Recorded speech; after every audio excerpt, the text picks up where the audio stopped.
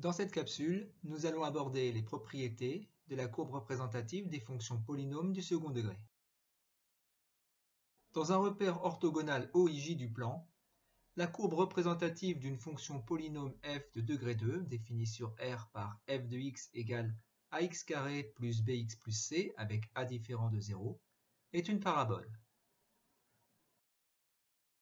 On dit que la parabole a pour équation y égale ax carré plus bx plus c.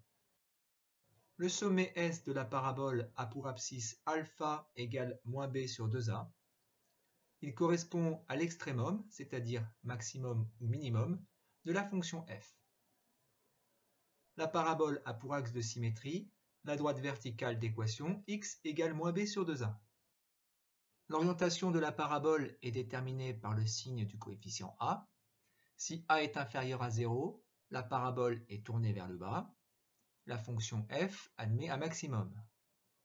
Les coordonnées du sommet sont alpha, bêta. Alpha égale moins b sur 2a. Bêta est égal à f de alpha. Si a est supérieur à 0, la parabole est tournée vers le haut et la fonction f admet un minimum. Dans un repère orthogonal, toute droite parallèle à l'axe des abscisses coupe la parabole en deux points, symétriques par rapport à la droite passant par le sommet de la parabole, parallèlement à l'axe des ordonnées. L'abscisse alpha du sommet est donc la moyenne des abscisses x1 et x2 de deux points de la parabole ayant la même ordonnée. On a donc alpha égale x1 plus x2 sur 2, ce qui est cohérent avec la formule permettant de calculer l'abscisse du milieu d'un segment. Prenons un exemple pour illustrer cette propriété de symétrie. Soit f la fonction définie pour tout réel x par f de x égale moins 3x carré moins 2x plus 1. Commençons par dresser le tableau de variation de f sur R. f de x est de la forme ax carré plus bx plus c, avec a égale moins 3, b égale moins 2 et c égale 1. A est inférieur à 0, donc la parabole représentative de f est tournée vers le bas. F admet un maximum. Calculons les coordonnées alpha bêta du sommet de la parabole. Alpha est égal à moins b sur 2a, soit alpha est égal à 2 sur moins 6. Alpha est donc égal à moins 1 tiers. Bêta est égal à f de alpha, soit f de moins 1 tiers. On calcule, bêta égale 4 tiers. On obtient donc le tableau de variation suivant. Calculons à présent f de moins 1. f de moins 1, c'est f de x pour x égale moins 1.